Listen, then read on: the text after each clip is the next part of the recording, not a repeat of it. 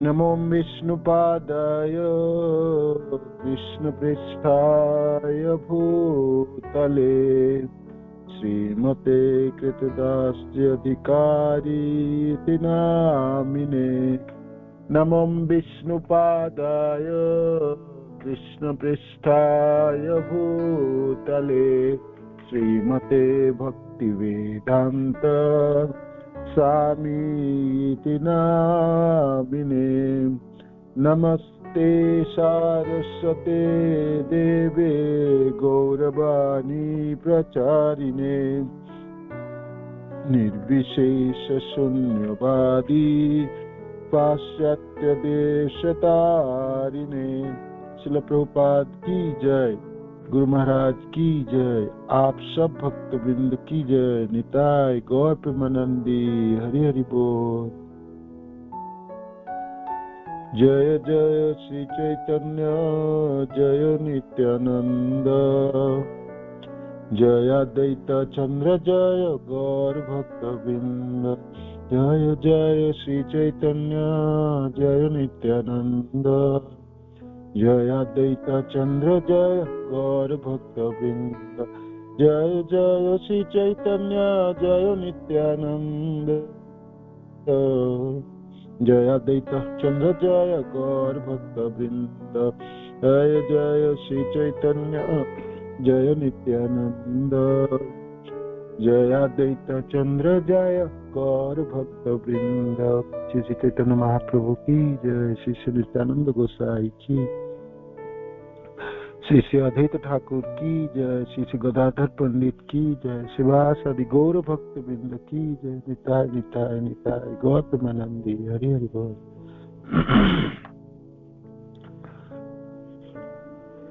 जय सच्चिनंदन जय सच्चिनंदन, जय सच्चिनंदन गौर हरि। सच्चिनंदन जय सच्चिनंदन, जय सच्चिनंदन गौर हरि। नदिया बिहारी गौर हरि, नदिया बिहारी गौर हरि।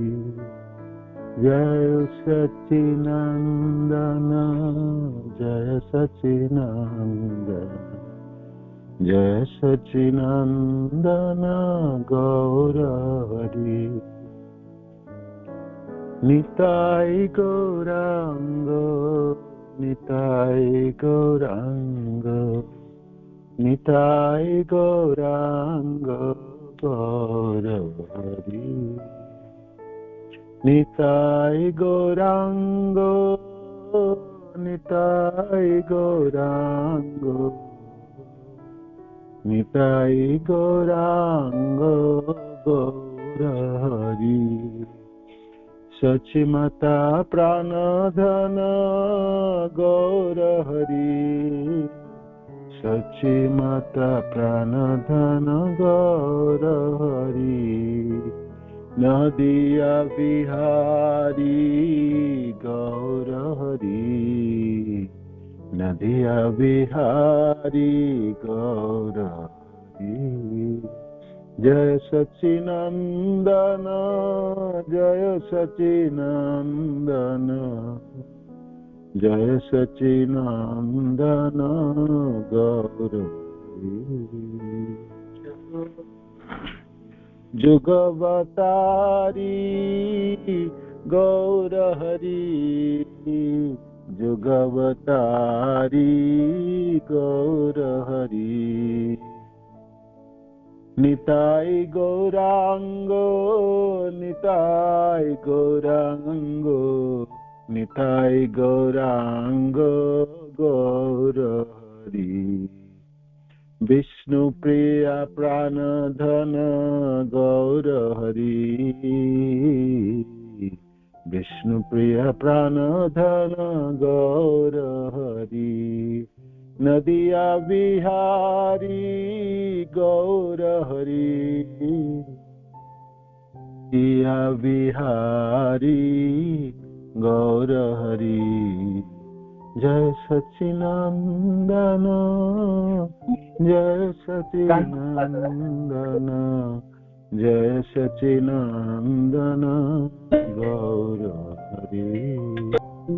गौरांग महाप्रभु की जय। शिष्य नित्यानंद गौर भक्त जनों की जय। निताय निताय निताय गौ प्रेमानंदी हरि जय।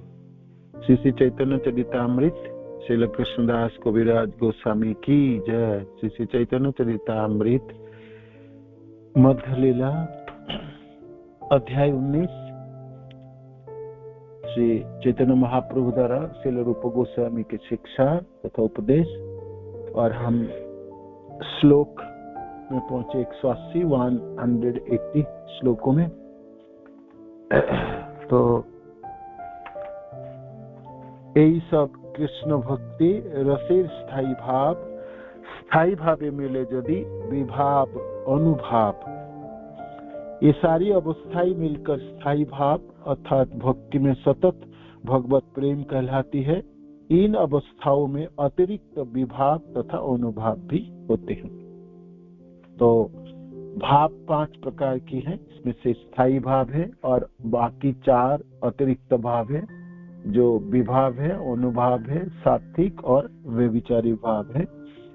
तो स्थायी भावों में जो अतिरिक्त भावों की मिश्रण होती है तो आनंद की वर्धन होती है। कृष्ण के प्रति कृष्ण प्रेम है, कृष्ण प्रेम में मिठास उत्पन्न होती है, उल्लास उत्पन्न होती है और रसाल हो जाती है। जय छे दधी सीता घृत मरीच कपूर मिलन रसाल है अमृत मधुर। जय छे दधी सीता घृत मरीच कर्पूर मिलन रसाल है अमृत मधुर। दही के साथ जब आप मिश्री मिक्स कर देंगे, घी हो या काली मिर्च हो या कपूर, तो ऐसा मिश्रण करने से मिश्रणों से स्वाद की वर्धन हो जाती है और वो स्वाद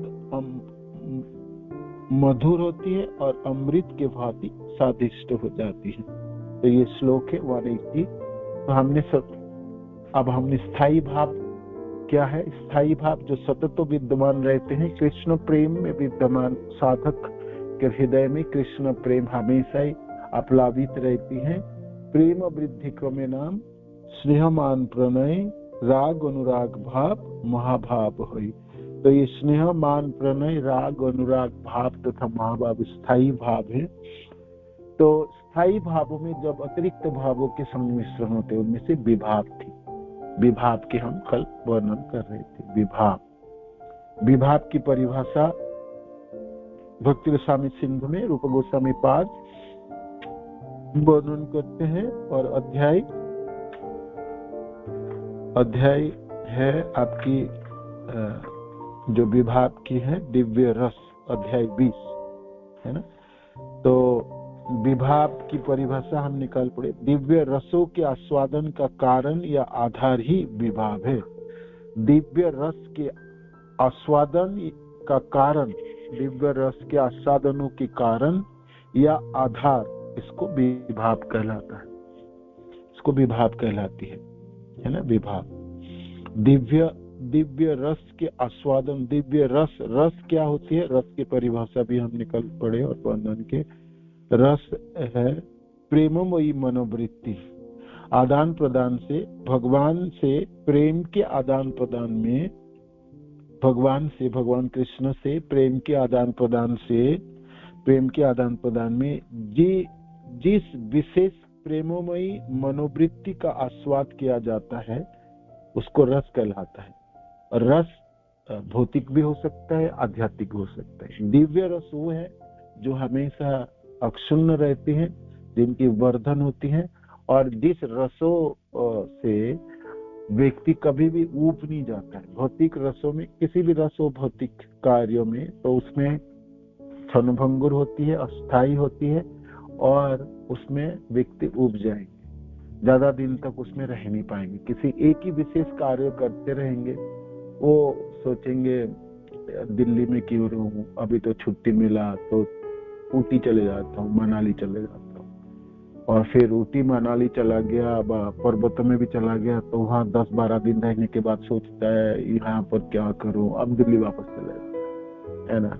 तो भौतिक किसी भी जगह पे किसी भी वस्तुओं में थोड़ा सा आनंद प्राप्ति होती है, थोड़ी सी दिनों की रहती है, थोड़ी सी समय की, और फिर उबने लगता है ना। वो भक्ति रसामी सिंधु में भूमिकाओं में वो बड़ी सुंदर बात आई, जो पुराना दिनों की घड़ी में ना पेंडुलम लगा था। पेंडुलम, बड़े बड़े पेंडुलम लगा होता ना, कभी पेंडुलम चलती है तो कभी दाएं कभी बाएं, कभी दाएं कभी बाएं, ऐसे घूमते रहते ना। ऐसे ही हमारी जिंदगी है भौतिक, कभी एक चीजों में, एक विशेष कार्य में एक स्थायी नहीं है। वो हमेशा ही उसको कभी इधर लुढ़कता, कभी उधर लुढ़कता है। कभी वो दिल्ली में रहना चाहता है, कभी पुणे में, कभी ऊटी में, फिर वापस आके फिर दिल्ली में रहना चाहता है ना। तो ये भौतिक रस स्थायी नहीं है, अस्थायी है। भौतिक रस क्षणभंगुर है। भौतिक रस में भाई उब जाता है, हमेशा उसके वर्धन नहीं होती। किंतु दिव्य रसों में ये है, वो हमेशा स्थायी, हमेशा रहती है और उसकी वर्धन होती जाती। कृष्ण के प्रेम के स्तर पे रहने वाले भक्त जनों की प्रेमों के स्तरों से उसकी कभी अवनति नहीं होती, वो हमेशा वर्धन होती है। और उस दिव्य रसों में जब दिव्य रसों में जो आधार होती है ना, दिव्य रस के आस्वादन का जो कारण बनते हैं, दिव्य रसों की जो आधार बनती है, उसको विभाव कहलाता है। उदाहरण के तौर पे हमने आपको कहा था, जैसे भगवान कृष्ण के मोर पंख है, आपने मोर पंख किसी भी जगह पे आप दर्शन कर लो तो आपको कृष्ण ही आने वाला, ये तो कृष्ण धारण करते हैं। या मोर पंख कृष्ण की बालों में कितनी सुंदर शोभा देती है। मोर पंखों की अनेकों मोर पंख एक साथ बहुत सुंदर मुकुट बनाया जाता है, मोर मुकुट कहलाते हैं उसको, है ना, मोर मुकुट। तो इस तरह सिर्फ मोर पंख को देख के कृष्ण के प्रति आपकी भावनाओं की वर्धन हो जाती है ना, और अनेकों लीलाएं याद आ जाती है ना। तो ये एक विभावों की उदाहरण हुई। विभाव क्या है? दिव्य रसों के आस्वादन के कारण या आधार है, उसी को विभाव कहलाता है। अब विभाव को दो भागों में विभाजन किया जाता है। विभाव के दो उपविभाग है, वो है एक आलंबन और दूसरा है उद्दीपन। आलंबन और उद्दीपन। तो आइए, क्या है आलंबन और उद्दीपन? अग्नि पुराण में विभाव का वर्णन इस प्रकार किया गया है। जिस आधार पर भावमय प्रेम उत्पन्न होता है वह विभाव कहलाता है। जिस आधार पर, तो दिव्य रसों के आस्वादन के कारण होगा या आधार होगा। तो जिस आधार पर भावमय प्रेम उत्पन्न होता है वह विभाव कहलाता है। और इसके दो उपविभाग होते हैं, आलंबन तथा उद्दीपन। ये अग्नि पुराण में है जो यहाँ पर वर्णित हुई है। आलंबन विभाग का विषय कृष्ण तथा उनका भक्त होता है। आलंबन विभाग का विषय कृष्ण तथा उनका भक्त होता है। भगवान कृष्ण आलंबन विभाग के लक्ष्य है और उनका शुद्ध भक्त जो ऐसे प्रेम का आगार होता है उद्दीपन विभाग का आश्रय होता है। अतएव उद्दीपन विभाग वह प्रेम है जो किसी प्रेमी वस्तु को देखने से विकसित होता है, जो उसे कृष्ण को याद दिलाती है। आलंबन और उद्दीपन। आलंबन शब्द की अर्थ ऐसे ही भी हिंदी शब्द की अर्थ किया जाए। आलंबन मीन्स जिसके सहारा से टिका हुआ होता है। आलंबन जैसे लताएं, वो खुद ऊपर नहीं बढ़ सकती है, वो मिट्टी के ऊपर अब उसका विकास होती है, मिट्टी के ऊपर वो बढ़ सकती है, वो सीधे खड़े होकर नहीं बढ़ सकते। उसको खड़े होके बढ़ना है तो किसी की सहारा चाहिए उसको, किसी आलम्बन की, किसी सहारा कोई आलम्बन कहलाता है। तो बड़े वृक्षों के सहारा से कोई डंडा हो और किसी चीज हो तो उसके ऊपर वो चढ़ जाएंगे तो फिर बढ़ता रहता है ना। ये आलम्बन शब्द साधारणतः हमने सुने हैं और जानते हैं। और उद्दीपन जो शब्द है, उद्दीपन माने उद्दीपना, बढ़ाना, माने उनको उजागर करना, व उसको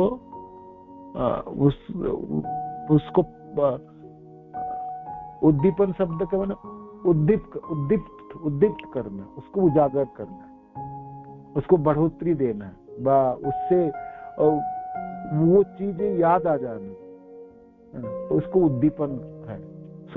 सीधा सीधा आपने शब्दों की अर्थ निकालो तो आलम्बन और उद्दीपन, ये विभाग के दो भाग है ना। तो बेसिकली ये है क्या, आलम्बन और आपकी उद्दीपन, है ना। अब आइए थोड़ा सा और दो चीज समझते हैं और सुनते हैं। रस शास्त्र में दो शब्द और व्यवहार होते हैं, एक है आश्रय और एक है विषय और दूसरा है आश्रय। ये भी आपने सुने होंगे, ये थोड़ा सा आपको याद रखने पड़ेंगे जिससे आगे के समझ पाए। एक होता है विषय और दूसरा होता है आश्रय। रस शास्त्र में दो शब्द व्यवहार होते हैं। अब आइए, हमारी जो भी कुछ चीज है यहाँ कृष्ण के साथ संबंधित है। एक तरफ तो कृष्ण होंगे, दूसरी तरफ कृष्ण के भक्त होंगे, है ना। तो साधक अपनी साधना करते, इसको साधक कहलाता है। और कृष्ण तक पहुंचने के लिए व कृष्ण के साथ संबंधित होने के लिए जो कार्य वो ग्रहण करेंगे उसको साधन कहलाता है ना, साधन कहलाते हैं। जब साधन भाई विधि विधानों के द्वारा प्रदर्शित होगी तो वैधि होगी, वैधि साधन होगी। जो वो साधन स्वतःस्फूर्त होता है, अपने आप करने लगता है साधक, तो वो उसको रागात्मिका साधन कहलाता है। अपने आप स्वतःस्फूर्त खुद ही हो जाता है, उसको जबरदस्ती करके करनी नहीं पड़ती। और हम सब लोगों को सुबह उठ के और मनो को नियंत्रित करके नाम जप करना पड़ता है, तो हम विधि भक्ति में, वैधि भक्ति में व साधन भक्ति में है ना। साधन भक्ति के एक भाग है। जब ये स्वतःस्फूर्त हो जाएंगे तब रागात्मिका होगा, वह रागमयी साधन होगी, इसको हम कहते हैं, आप सब जानते हैं। तो दो शब्द आपको याद रखना है, एक आपको भक्त, दूसरा भगवान और भक्ति, है ना, प्रीति पूर्वक सेवा, ये हो गई। अब आई रस शास्त्र में दो चीज आई, कृष्ण हमारे प्रेमिक है और हम उनसे प्रेम करने के लिए प्रयत्न कर रहे हैं। तो प्रेमिक और प्रेमिका की संबंध जब रस शास्त्रों में आती है तब एक तरफ कृष्ण है खड़े, दूसरी तरफ उनके भक्त है खड़े। तो ठीक है, वो भक्त अभी नौसिखिया है, फिर मध्यम अधिकारी की होगी, फिर उत्तम अधिकारी होगी। थोड़ा थोड़ा करके साधन भक्ति करके वो आसक्ति जमाएगा, रति उत्पन्न होगी, है ना। साधन भक्ति होते हुए रतिर उदय, रति गाढ़ हो लेता प्रेम नाम है, तो रति गाढ़ होने से प्रेम उत्पन्न हो।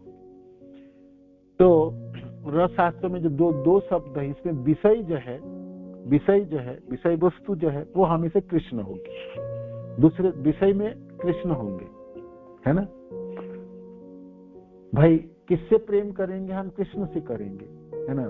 प्रेमिक के स्थान पर कृष्ण है, तो ये विषय है, कृष्ण विषय।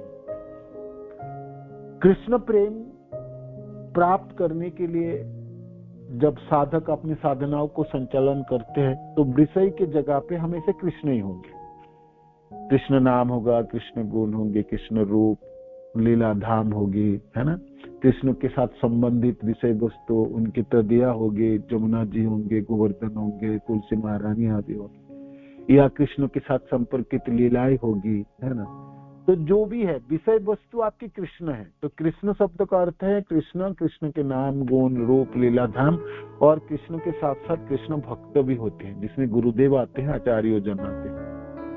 तो इसलिए विषय वस्तु कभी आपके गुरुदेव भी हो सकते हैं, आचार्य जन भी हो सकते, कृष्ण लीला भी हो सकते, किंतु आपको समझना है ये तो कृष्ण ही है।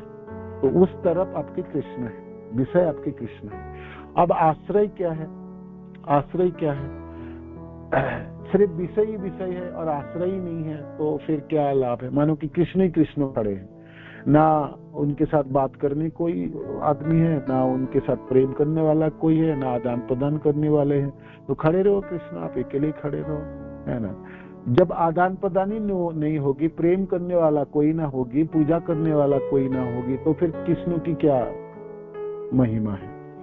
सिर्फ राजा राजा है और प्रजा नहीं है, तो फिर किस चीजों के राजा? और है ना, वो कहेगा मैं राजा हूँ और प्रजा है नहीं उसके, तो किस चीजों की राजा है? बोलते रहो आप राजा हो, है ना। प्रजा होगी, अनेकों प्रजा सम्मान देंगे, प्रजाओं की दुख दुर्दशा को वो देखेंगे, प्रजाओं को रक्षा करेंगे, तो राजा के कर्तव्य राजा करेंगे। राजा और प्रजाओं की आदान प्रदान से तो फिर हम राजा भी जानते हैं और प्रजा भी जानते हैं, और सिर्फ प्रजा ही प्रजा है और राजा नहीं है, तो फिर उच्छृंखल होगी उस देश। तो एक चीज होने से काम चलने वाला नहीं। रसशास्त्र में इसीलिए दो चीजों की परिभाषा व्यवहार करती, एक है विषय और दूसरा है आश्रय।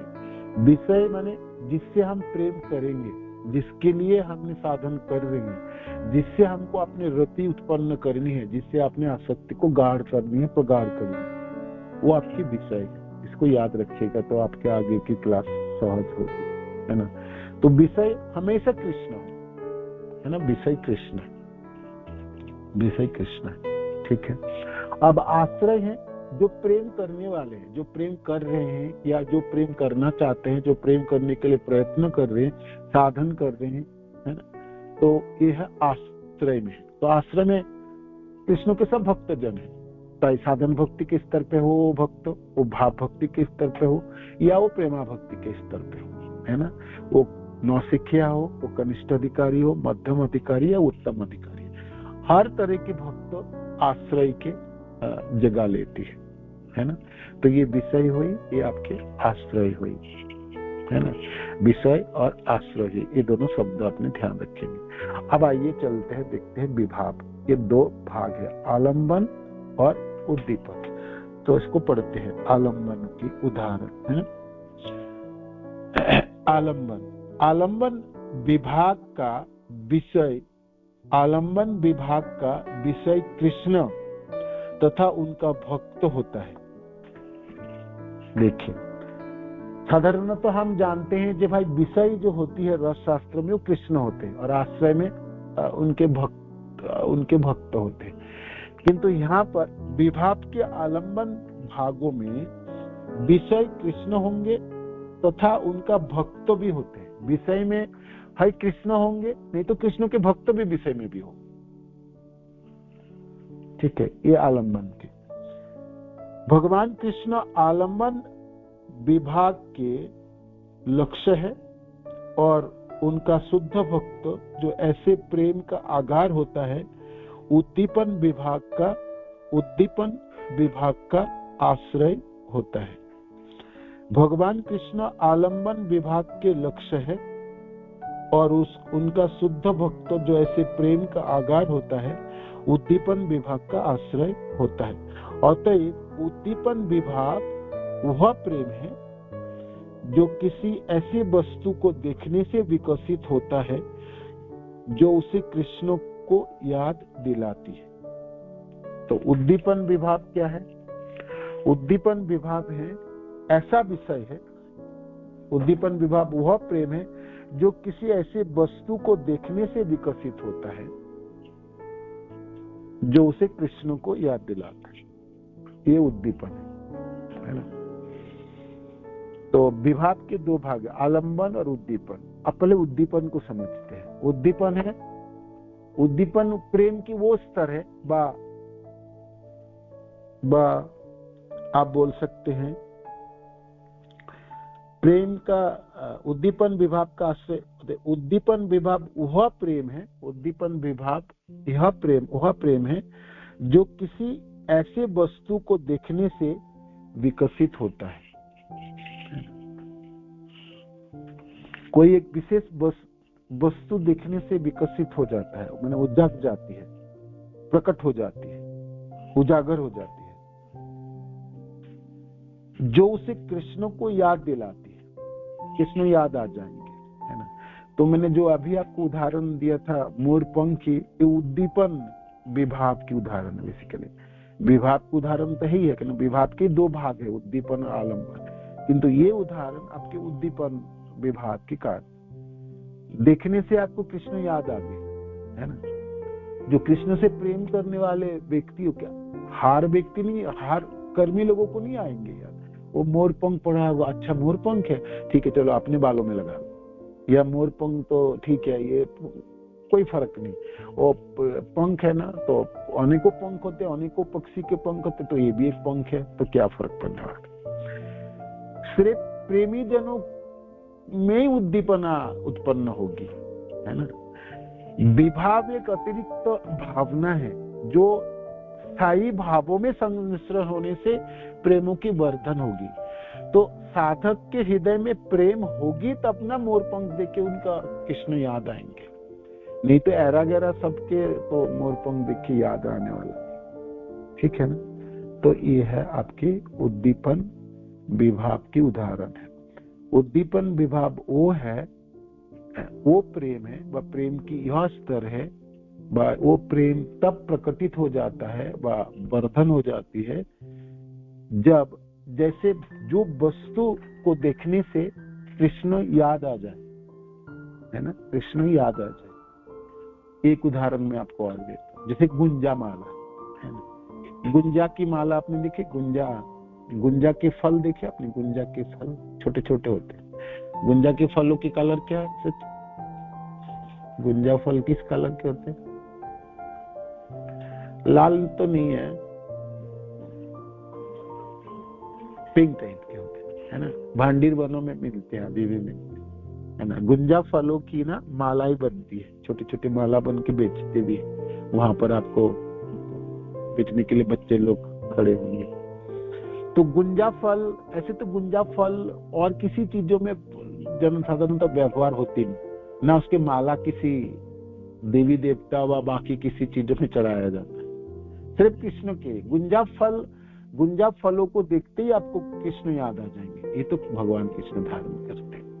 गुंजा फलों की बालाई बनाती है, गुंजा फलों की बाजूबंद बनता है ना, बाजूबंद बन के, है ना। तो गुंजा फलों की माला कभी कभी भगवान कृष्ण गले में भी धारण करते हैं, है ना। या अपने कृष्ण अपनी जूड़ा पे भी धारण करते हैं। कुंचित केशों की जूड़ा बनते हैं ना, भगवान के कुंचित केशों की बीच, थोड़ा सा कुंचित केशों को बीच वाला पोर्शन को जूड़ा बनाएंगे, बाकी को छोड़ देंगे। गालों के ऊपर आ जाती है, कभी कभी आंखों के ऊपर भगवान के कुंचित केश आ जाते हैं। तो वो जूड़ा में कभी कभी गुंजा फलों की माला होती है ना, उसको पहनते हैं भगवान, है ना। तो गुंजा, कहीं भी गुंजा फल देखो आपने, व गुंजा फलों की माला ही देखो, तुरंत कृष्ण याद आएंगे, तुरंत कृष्ण याद आ जाते। ये तो कृष्ण धारण करते है ना। कृष्ण प्रेमिक जनों को ये उद्दीपना की काम करता है ना। गुंजा फलों की माला देख के ही वो आंखों में अश्रु आएगा, या उनको आचंबित हो जाएंगे, जी यहाँ पर गुंजा फल दिखाई पड़ रहा है, तो ये आसपास कृष्ण होने वाले। और शायद मुझे ब्रज में ही मिलता है गुंजा फल, बहुत सारे जगह में मैंने बहुत सारे जगह गुंजा फल देखे, भांडीर बनों के आसपास गुंजा फल मिलते, उसमें छोटे छोटे बच्चे देखा मैंने बना के उसको बेचते हैं। आजकल पता नहीं है कि हमने बहुत 4-5 साल 7-8 साल पहले गुरुदेव के साथ भांडीर बनों की यात्रा की, तो उस समय मिलते थे। तो ये आपकी उद्दीपन विभाव की उदाहरण है, ये और एक उदाहरण है। ऐसे अनेकों उदाहरण हैं। आप अपने तरह से जो वस्तु कृष्ण को याद दिलाने वाले हैं, या जिनको कृष्ण के लिए हृदय में प्रेम है, अपने उसी प्रेमों को प्रकाशित करता है ना, प्रेमों के स्तर को प्रकाशित करता है। उद्दीपन विभाव वह प्रेम है जो किसी ऐसी वस्तु को देखने से विकसित होता है ना। वो प्रेम अपने आप प्रकट हो जाएंगे। ऐसे तो छिपा हुआ रहा, कृष्ण के बारे में हमेशा ही सोचते हैं, सतत सोचते हैं, मनन करते हैं, किंतु उद्दीपन विभाव को देख के, है ना, उद्दीपन विभाव के वजह से कृष्ण याद आ जाए, तुरंत याद आ जाए, तुरंत याद आ जाए, ठीक है ना। तो ये उद्दीपन। अब आलम्बन की बात पढ़ते हैं, आइए। आलम्बन बेसिकली विभाव क्या है? भावमय प्रेमी तो है, विभाव होता है भावमय प्रेम। तो आलम्बन विभाव का विषय कृष्ण तथा उनका भक्त होता है। आलम्बन विभाव का विषय कृष्ण तथा उनका भक्त होता है। भगवान कृष्ण आलम्बन विभाव के लक्ष्य है और उनका शुद्ध भक्त जो ऐसे प्रेम का आगार होता है, उद्दीपन विभाव का आश्रय होता है। उद्दीपन विभाव के आश्रय होता है। आलम्बन विभाव जो है, आलम्बन विभाव के विषय कृष्ण होते हैं। विषय तो हमेशा कृष्ण ही होते हैं, किंतु आलम्बन विभाव के विषय कृष्ण होंगे।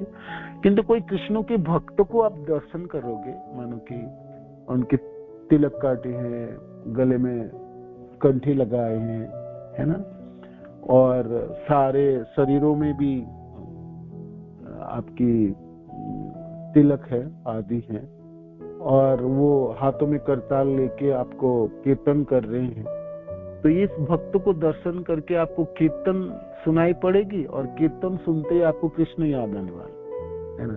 ये तो वैष्णव है, वैष्णव जनों ने, ये भगवान कृष्ण के भक्त जन है ना। तो हाय कृष्ण को देख के आपकी हाय कृष्ण आलम्बन विषय के विषय वस्तु हो सकता है, या कृष्ण लक्ष्य वस्तु हो सकता है, या कृष्ण के भक्त भी विषय हो सकता है ना। किसे जैसे मानो कि कोई साधना कर रहे, साधन कर रहे, तो जो साधन कर रहे वो साधक है, तो साधक साधन तो आश्रय होती है ना, आश्रय के मानो को वो साधक दूसरे और एक साधक को दर्शन करता है ना, तो दूसरे भक्त को दर्शन करके उनको कृष्ण याद आ जाए, है ना। कृष्ण के अर्च विग्रह देख के तो उसको कृष्ण याद आने ही वाला है, दूसरे कृष्ण भक्त जनों को देख के भी याद आ जाते हैं, उसके प्रेमों की वर्धन होती है, जो प्रेम उनके हृदय में है वो प्रकटित हो जाता है। तो इसीलिए आलम्बन विभाव की विषय वस्तु है कृष्ण हो सकता है, और नहीं तो कृष्ण के भक्त भी हो सकते हैं, तो दोनों ही हो सकता है आलम्बन विभाव की, है ना। तो ये आपने समझ पाए। आगे अभी पढ़ते हैं।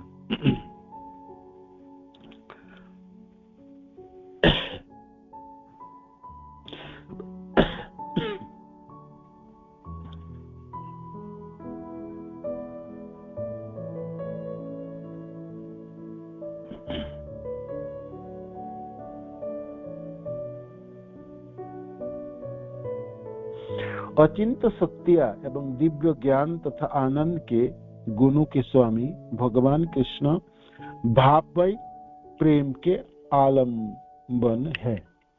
भावमय प्रेम के आलम्बन है।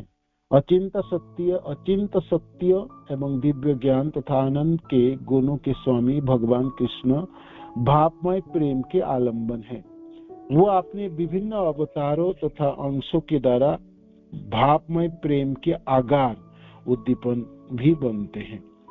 ब्रह्म विभवन लीला के प्रसंग में श्रीमद् भागवत में कथन मिलता है, जो विभाव के इस उद्दीपन को थोड़ा बहुत प्रदर्शित करता है। जब कृष्ण ने अपने को अनेक ग्वाल वालों, बछड़ों एवं गायों के रूप में विस्तारित करके ब्रह्मा को मोहित कर लिया था, तो कृष्ण के बड़े भाई श्री बलदेव को, जो कृष्ण के सांस है, आश्चर्य हुआ और उन्होंने कहा, यह कितना आश्चर्यमय है कि मेरा कृष्ण प्रेम पुनः इतने सारे ग्वाल वालों, बछड़ों तथा गायों के प्रति आकृष्ट हो रहा है। बलराम जी ने जिस दिन ये ब्रह्म विमोचन लीला हुई, उस दिन बलराम जी नहीं आए थे, उनका जन्मदिन था तो घर पे रहे। भगवान कृष्ण अपने गोप सखा और बछड़े आदि को सताए। और 1 साल बाद, लगभग 1 साल बाद, जब सब बछड़े और सब ग्वाल बाल सब कृष्ण ही बने, आप सब जानते कृष्ण अपने को विस्तार करके, तो बलराम जी जब आ रहे थे तो बलराम जी देखते मैं कृष्ण को जितना प्यार करता हूँ, मेरे आकर्षण कृष्ण के प्रति जितना है उतनी आकर्षण गोप सखाओं के प्रति भी है। सिदाम सुदाम मधुमंगल तो कृष्ण आदियों के प्रति है, और गोप सखाओं के प्रति तो है ही है, ये जो बछड़े हैं उनके प्रति भी ऐसा ही है। तो बलराम जी आश्चर्यचकित होगी कि ऐसे कैसे हो सकता है, मेरी आकर्षण तो सिर्फ कृष्ण के लिए था, ऐसे समान आकर्षण गोप सखाओं के प्रति भी है और बछड़े के प्रति भी है, ऐसा कैसे? तो ये तो अद्भुत आश्चर्य है भाई। हम सब सामान्य जन आश्चर्यचकित हो सकते, बलराम जी तो स्वयं भगवान है ना, कृष्ण के अंश अवतार है, सांशय अवतार है, और वो विष्णु तत्व है। बलराम जी भी अचंभित हो कि जब मेरी आकर्षण सब तरह क्यों है, और सबके प्रति कृष्ण के प्रति जो आकर्षण है वही आकर्षण इन सब जनों के प्रति भी क्यों हो रहा है? तो ये सब तो ये कैसे हो सकता है? ऐसे पहले तो ना था। कृष्ण के प्रति आकर्षण विशेष है, बाकी गोप सखाओं के प्रति आकर्षण है, किंतु मित्रता की जैसे आकर्षण होता है ऐसा है, किंतु प्रभु जैसा सब कुछ सर्वे सर्वा मेरा कृष्ण ही है, ऐसा तो नहीं आकर्षण है। तो बलराम जी बड़ी आश्चर्यचकित हो चुके थे, आश्चर्य हुआ, और उन्होंने कहा यह कितना आश्चर्यमय है कि मेरा कृष्ण प्रेम पुनः इतने सारे ग्वाल बालों, बछड़े तथा गायों के प्रति आकृष्ट हो रहा है। वे इस तरह सोचते हुए आश्चर्यचकित हो गए थे। वह एक उदाहरण है जिसमें स्वयं कृष्ण उद्दीपन विभाग के आश्रय तथा विषय बनते है ना। देखो, कृष्ण को देख के तो ठीक है, ये तो कृष्ण ही है ना, कृष्ण ही है, कृष्ण के प्रति तो आकर्षण ही है बलराम जी के, उसमें कोई उदाहरण तो कोई संदेह नहीं। किंतु बलराम जी दिख रहे जी बाकी गोप सखाओं के देख के भी मेरे को कृष्ण के जैसा ही प्रेम हृदय में जाग रहे हैं, या बछड़े को देख के भी जाग रहे हैं। तो यहाँ पर जो है, तो इस तरह सोचते हुए आश्चर्यचकित हो गए बलराम जी। यह एक उदाहरण है जिसमें स्वयं कृष्ण उद्दीपन विभाग के आश्रय तथा विषय बनते। कृष्ण तो हमेशा विषय में है, किंतु यहाँ पर जो आश्रय के स्तर पे जो है, जो उनके भक्त जन है, गोप सखा जन है, या भाई उनको बछड़े बछड़े आदि है, वो भी आज कृष्ण के स्थान ले रही है ना। तो उद्दीपना जाग उठी ना, उद्दीपना उत्पन्न हुई ना, उनको देख के कृष्ण जैसा ही उद्दीपना होता है, कृष्ण के प्रति जैसा प्रेम है ऐसे ही प्रेम जागृत हो जाता है हृदय से। तो ये आपकी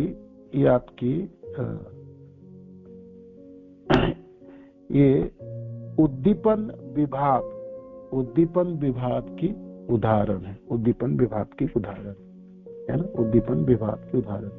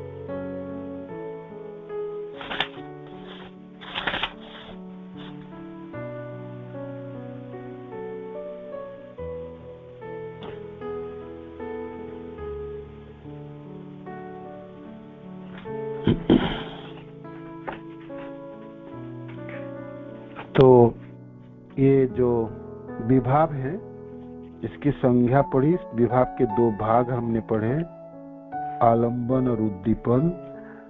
तो इसके ऊपर भक्ति स्वामी सिंधु में चैप्टर 21, 22, 23, 24, 25, 26 है ना, 26, 26 माने अध्याय 20 से शुरू होके 26, 6 चैप्टर, 20, 21, 22, 23, 24, 25, 26, 7 चैप्टर है जो विभाव के ऊपर ही बहुत 27 से अनुभाग है।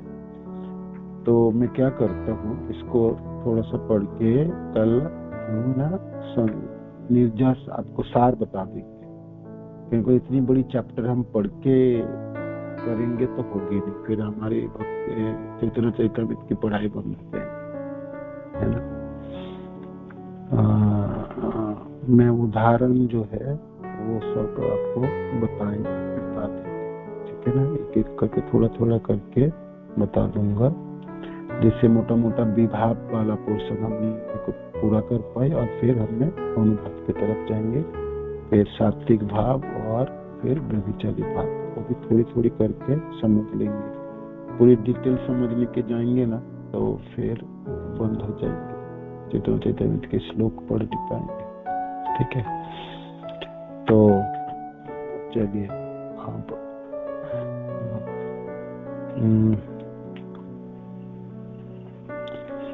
आप जहाँ तक कम से कम विभाव क्या चीज है वो आपने समझ पाए, परिभाषा, विभावों के 2 भाग आलंबन और उद्दीपन वो आपने समझ पाए, विषय और आश्रय क्या वो समझ पाए। अब जब विभाव जो दिव्य रसों के आस्वादन के कारण या आधार है वो विभाव है, तो ये जो कारण या आधार क्या क्या हो सकता है कृष्ण, है ना, किस प्रकार कृष्ण कारण या आधार बनते हैं। प्रेममयी भक्त जनों के प्रेमों के स्तरों के किस प्रकार प्रकाशित होता है व प्रकटित होती है, वो कृष्ण की किस चीजों को देख के, माने उद्दीपना कहाँ से उत्पन्न होती है। तो उद्दीपन तो उद्दीपक की काम कोई वस्तु कर सकता है या कृष्ण की कोई गुणावली भी कर सकते है ना। तो गुण भी हो सकते हैं या कोई कोई भगवान कृष्ण की आभूषण हो सकते हैं, उनके मोर मुकुट हो सकते हैं, उनके बांसुरी हो सकते हैं, उनके चरण चिन्ह हो सकते हैं, है ना। उद्दीपना के काम करते हैं, उद्दीपक के काम करेंगे। भगवान कृष्ण के बांसुरियों की ध्वनि हो सकती है, या भगवान कृष्ण के शरीरों की खुशबू वो हो सकते हैं, है ना। तो ये सब विस्तृत वर्णन है भक्ति स्वामी सिंधु। तो आप सबके लिए होमवर्क है ना, विभाव की उदाहरण ढूंढ के लाना है आपको, और जब आप उदाहरण बोलेंगे कल तो आपको बताना है जे क्या काम करता है वो। आप ठीक है बहुत अच्छे तरह से उनको आलंबन विभाव है कि उद्दीपन विभाव है, भाग कर पाए तो बहुत अच्छा है, ना कर भी पाए कम से कम विभाव की उदाहरण तो बताइए, और क्यों इसको विभाव की उदाहरण कहेंगे, है ना। माने विभाव की परिभाषाओं में कैसे आते हैं ये वो आपको समझाना है, ये आप सब लोगों के लिए होमवर्क है, विभाव समझने के लिए, ठीक है। कोशिश कीजिए, थोड़ा सा पढ़िएगा, मनन कीजिए, जे विभाव के उदाहरण क्या हो सकता है, क्या क्या हो सकता है। अनेक उदाहरण मिल जाएंगे आपको, चैप्टर 21 से लेके आपको 26 तक आप पढ़ लेंगे तो उदाहरण ही उदाहरण, बड़ी सुंदर वर्णन के श्रील प्रभुपाद उदाहरणों के साथ, और भगवान कृष्ण के अनेकों गुणावलियों वर्णन हुई जो उद्दीपना के काम करते हैं, है ना। जैसे कृष्ण से प्रेम करने वाले, मानो कि कोई वात्सल्य प्रेम में है ना, और उन्होंने आपकी पूतना वध की कथा श्रवण किए बहुत अच्छी तरह से। तो भगवान कृष्ण किस प्रकार एक राक्षसी खिचड़ी को माँ की दर्जा दी, हालांकि वो मारने के लिए आई थे कृष्ण को, किंतु भगवान कृष्ण के ऐसे भक्त वत्सलता है, इस प्रकार वो अपने जनों को प्रेम करते हैं। कृष्ण की भक्त वत्सलताओं की ये सुंदर कथाओं को सुन के उनके हृदय में प्रेमों के स्तरों में उद्दीपना की काम करता है ना। ये पुतनाओं की लीला, पुतना की कथा, है ना।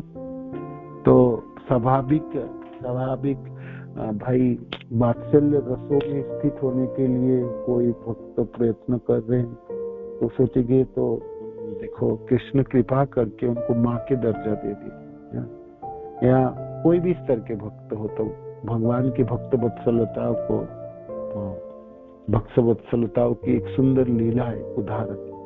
तो ऐसे इसको सुनने मात्र से हृदय में प्रेमों की वर्धन होती है, बढ़ती है, और प्रेम वही प्रकाश हो जाती है, मतलब उद्दीपना की काम कर जाती है ना। ये लीला उद्दीपना की काम करती है। तो इस प्रकार कृष्ण की, भगवान कृष्ण कोई वस्तुओं को धारण करते हैं, कोई आभूषणों को धारण करते हैं, कोई विशेष उनके गुणावली है, विशेष कोई उनकी लीला है ना। तो वो सब उद्दीपना के काम करेंगे जो विभाग के उदाहरण के रूप में आएंगे, है ना। तो आपके पास समय है तो आप पढ़ लीजिए थोड़ी थोड़ी करके, 21, 22, 23, 24, 25 और 26, है ना। और नई समय होगी तो मैं कल आपको थोड़ा बता दूंगा, जैसे विभाग को हमने पूरा कर पाए, फिर हमने अनुभव में जाए। ठीक है। हरे कृष्ण। श्रील प्रभुपाद की जय, गुरु महाराज की जय, आप सब भक्त जन की पिता गौतम।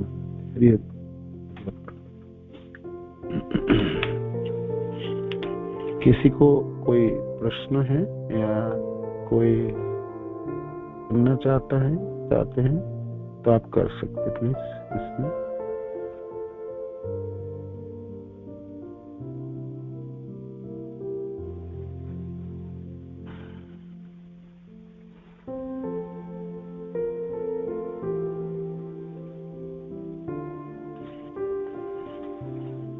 आप सब लोग चुप हैं तो इसका दो अर्थ हो सकता है, हाय आपने सब कुछ समझ गए और नहीं तो आप कुछ नहीं समझे। तो दोनों में से कौन सा होगा बताइए, क्या समझू मैं। हरे कृष्ण प्रभु जी, दंडवत महाराज।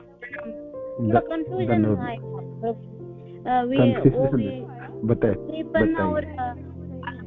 आलम, उद्दीपन और आलम्बन में आपको फिर कल दोबारा और भी बता दूंगा अच्छे से, ठीक है। मैं सहज भाषाओं में और बता दूंगा, मैं और भी अच्छे से बता दूंगा। यस माता जी, यस माता जी। समझ तो आया जो आपने समझाया, किसी हद तक समझ आया, लेकिन अभी पूछने के लिए हमारे पास अभी कुछ ऐसा समझ नहीं आ रही क्या पूछे उसमें। प्रश्न नहीं है, हाँ मैं समझ पा रहा हूँ। पूछने के विषय वस्तु आपके लिए थोड़ी गहरा है और न्यू है, तो प्रश्न तभी हो पाएंगे जब आप उसके ऊपर थोड़ा मनन करेंगे। तो आप कीजिए, आपके पास भक्ति रसामृत सिंधु बुक है तो पढ़िएगा थोड़ा, और है ना चैप्टर 20 से शुरू करके 26 तक चलती है वो चैप्टर, सिर्फ विभागों के ऊपर ही है ना। 20 से 26, ठीक है ना। पढ़िए तो थोड़ा सा प्रयत्न कीजिए, ठीक है। हरे कृष्ण प्रभु जी। ओके, हरे कृष्ण। धन्यवाद। मैं तो भक्ति रसामृत सिंधु लेकर बैठी हूँ साथ में तब से ही, और वास्तव में ये समझती थी कि ये तो पीएचडी की पढ़ाई चल रही है, जो जिन्होंने हिंदी में पीएचडी है, एमफिल किया है, वो लोग इतने मतलब डीप में जाते हैं, और आप इसे इतना समझा रहे हैं। वास्तव में उद्दीपन समझ आ रहा है, आलम्बन बहुत अच्छे से समझ आ रहा है, और मैं सचमुच में साथ में लेके बैठी हुई हूँ। तभी से मैं इसमें साथ साथ देख रही हूँ कि प्रभु जी कितना गूढ़ विषय को कितने उससे समझा रहे हैं हमें। रियली प्रभु, थैंक यू प्रभु, आपका बहुत बहुत धन्यवाद। और उद्दीपन के जो भाव बता रहे हैं वो तो इतने दिख रहे हैं सामने, इतने दिख रहे हैं कि एक के बाद एक देखते जाएं और क्या कुछ नहीं मिल रहा है भगवान को याद आने के लिए। कितना भाव विभाव सारे सामने आए जा रहे हैं जी। 26 में उसमें तो भगवान कौन सा गुण, कौन सा मतलब एक एकादशी से लेके जो सबसे छोटे एकादशी सामने आते ही कृष्ण का याद आती है। प्रभु बहुत सुंदर बताया। एक बार रिपीट करेंगे तो सचमुच हम सबके मन में पूरी तरह बैठ जाएगा। हम कुछ भी देखेंगे तो सचमुच वही याद आएगा, अच्छा ये आश्रय है, वास्तव में ये है प्रभु। थैंक यू प्रभु। हरे कृष्णा। हरे कृष्ण। बेसिकली हमको थोड़ी सी टर्म्स इसलिए सीख के रखना पड़ेंगे जैसे हमने फोकस कर पाए, है ना, किसी और हमारी आचार्य जनों ने इस सब चीजों को एक साथ वर्णन किए हैं और इतना मेहनत करके लिखे हैं, तो किन के लिए? हम सब लोगों के लिए।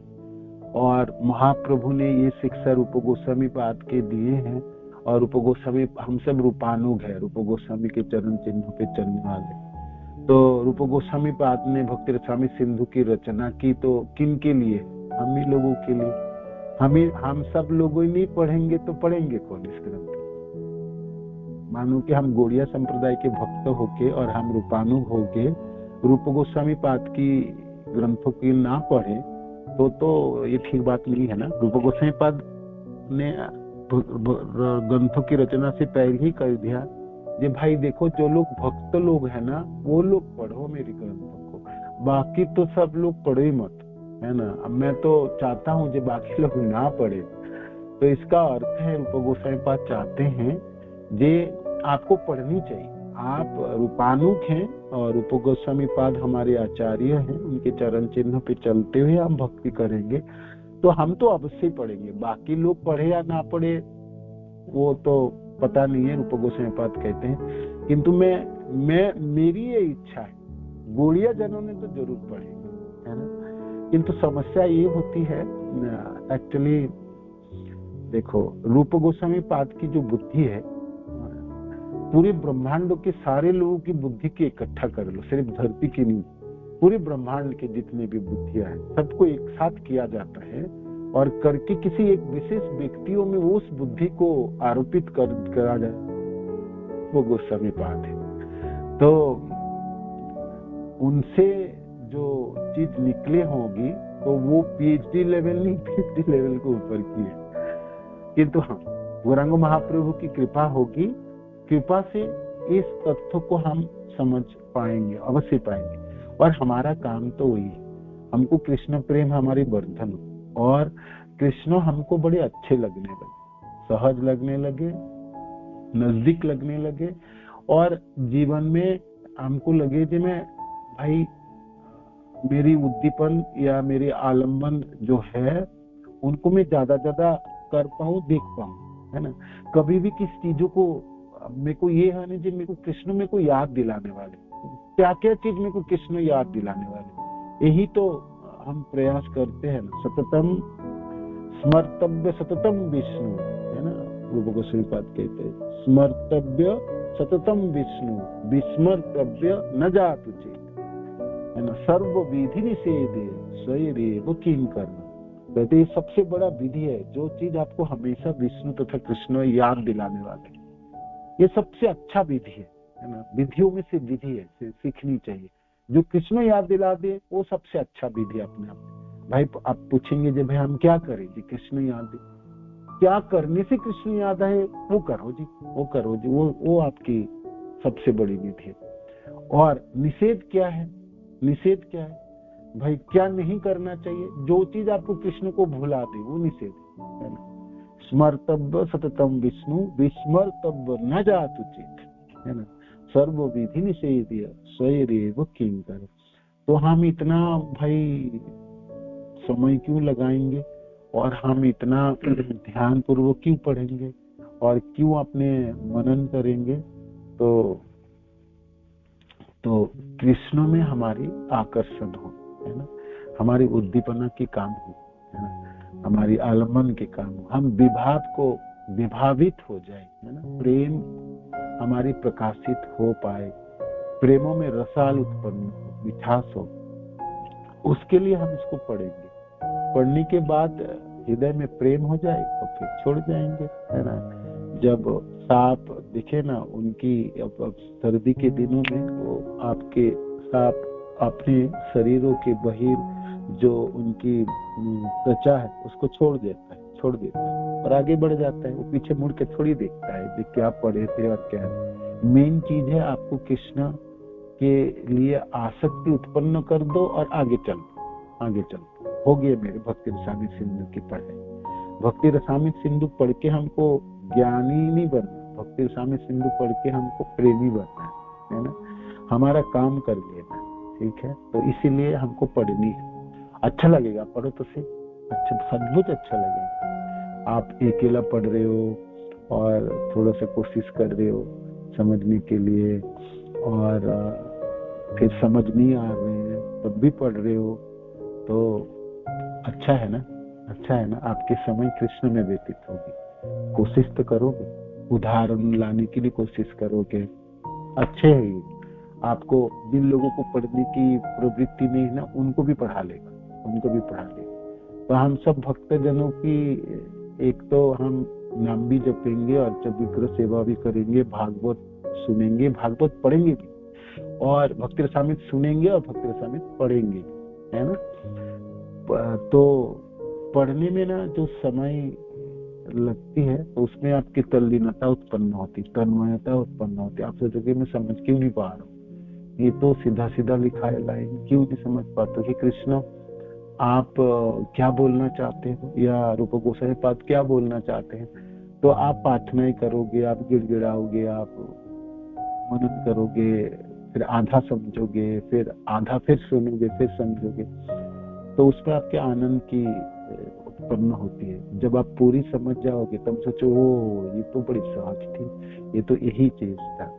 तो आपने जितनी समय लगाए वो सब समय कृष्ण भावना भावित हो गए और आप बोल पाओगे ना। देखो आपने भक्ति रसामृत सिंधु की विभाव भी पढ़े, है ना, मोटा मोटा मेरे को पता है ये ऐसा होता है। तो बोलते समय आपके पास एक विषय वस्तु होगी, अनेकों तरह से बोल सकते हैं कृष्ण को, अनेकों प्रकार से आप वर्णन कर सकते हो, तरह तरह के वर्णन कर सकते हो। ये अनुराग की लक्षण होती है ना। कृष्ण को किसी आज जैसे वर्णन करूंगी, कल कृष्ण को और तरह से वर्णन करूंगी। ये अनुराग है। तो अच्छा है ना। बोलते समय आपने शब्दों को व्यवहार करोगे और उदाहरण के साथ। तो समझने का सबसे अच्छा है जब आप पहले आप उदाहरण को समझो। आप जैसे उद्दीपन पढ़ने चलो तो उद्दीपन की परिभाषा तो बाद में जानूंगा, पहले तो देखो उद्दीपन के उदाहरण क्या होते। तो भगवान की मोर पंख हुई या उनकी बांसुरी हुई, बांसुरी की ध्वनि हुई, और इस प्रकार अनेक उदाहरण ये 5-6 चैप्टरों में दिए। आप थोड़ा सा, आप सबसे मेरा अनुरोध है पढ़िएगा, है ना। भक्ति रसामृत सिंधु आपके पास है, पढ़िए और आप थोड़ा ऐड कीजिए। कल जब होगी हमारे पास समय होगी, आप थोड़ा थोड़ा करके ऐड कर देंगे और फिर प्रश्नोत्तर कर लेंगे तो समझ पाएंगे, ठीक है। हरे कृष्ण। धन्यवाद, प्रणाम सभी को। श्रील प्रभुपाद की जय, गुरु महाराज की जय। धन्यवाद। हरे कृष्ण। प्रभु जी, जब गुरु महाराज ने चरण चिन्ह याद कराए थे ना, तो उसके बाद कहीं भी वो चिन्ह दिखाई देता, जैसे शंख है या चक्र है। चक्र दिखता नहीं है वैसे आसानी से, लेकिन कहीं भी कोई भी चीज दिखती है, ये त्रिकोण है, ये तो बहुत नॉर्मली दिखता जाता है, तो एकदम याद, अच्छा ये वही त्रिकोण है ना जो भगवान के चरणों में है। जो मतलब घड़ा, छोटे छोटे घड़े कहीं दिखते थे तो वो दिख जाता। तो पिछले दिनों जब हमें खरगेश गोप किशोरी माता जी ने ये भक्ति रसामृत सिंधु पढ़ाया था, तो जब भगवान के गुण उन्होंने समझाए तो वही गुण अगर जरा सा कोई दिखता, अच्छा इसके अंदर ना भगवान का ये वाला गुण आ गया है, कितना अच्छा है ये। तो वो सारी चीजें अब लग रहा है, जब आपने समझाया ना ये सारी चीजें दोबारा इस तरह से बहुत सरल तरीके से, तो ये सारे उद्दीपन और आश्रय दिखाई दे रहे हैं कि ये भगवान का भाव विभाव सारे आ रहे हैं। थैंक यू प्रभु, कि आपके लिए तो सचमुच कोई शब्द नहीं है कि आपका किस तरह से गुणगान करें। हरि बोल प्रभु, थैंक यू प्रभु, हरि बोल, हरे कृष्णा, धन्यवाद। गुरु महाराज की जय, श्रील प्रभुपाद की जय, आप सब भक्त जनों की जय। हरे कृष्ण, नमो।